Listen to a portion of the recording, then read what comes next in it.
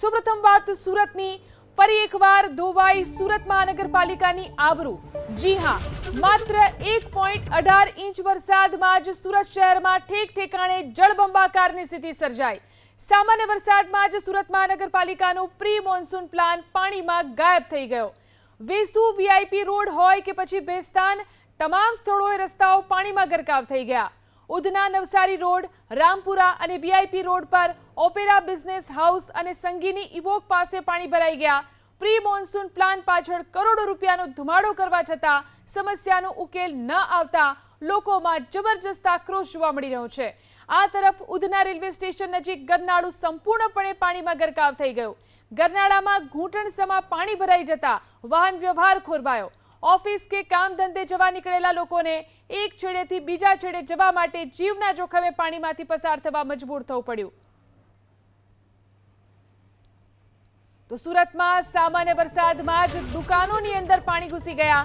Vesu VIP road પર કેન્ટીનમાં પાણી ભરાયા। ભગવાન મહાવીર કોલેજ બહાર મુખ્ય રોડ પર આવેલી કેન્ટીનમાં પાણી ભરાઈ ગયા। અલગ અલગ દુકાનોમાં પાણી ભરાઈ જતા નુકસાન જોવા મળ્યું। પાણીના નિકાલની યોગ્ય વ્યવસ્થા ન હોવાથી પાણી ભરાઈ જાય છે।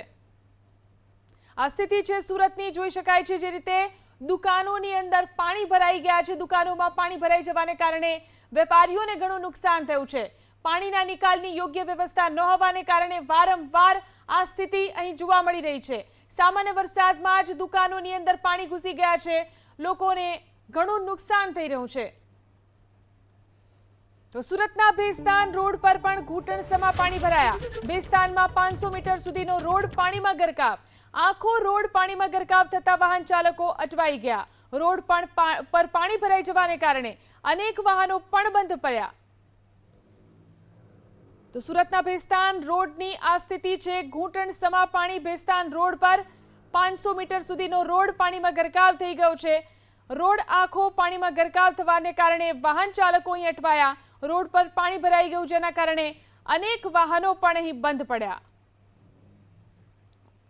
1.18 ઇંચ વરસાદમાં પાણી ભરાતા સુરતના લોકોમાં જબરજસ્ત આક્રોશ। સુરતના વેસુમાં શુભમ ભાર્ગવ આવાસ વરસાદી પાણીમાં ગરકાવ।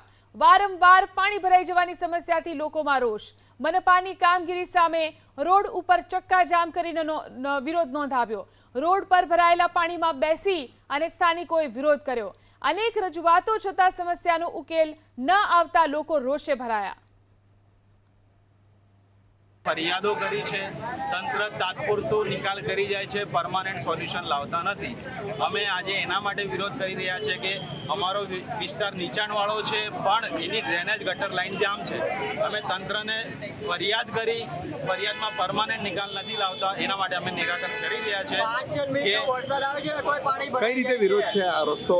અમે રસ્તો જામ કરીને અમારા સામે સોસાયટીનો જે અવર જવરનો રસ્તો છે એ બ્લોક કરીને વિરોધ કરી રહ્યા છે કે બીજા રહીશો તો આવીને જતા રહે છે, પણ અમારા વિસ્તારમાં અમને પાણીની સમસ્યા વરસાદના કારણે દર વર્ષે સામનો કરવો પડે છે।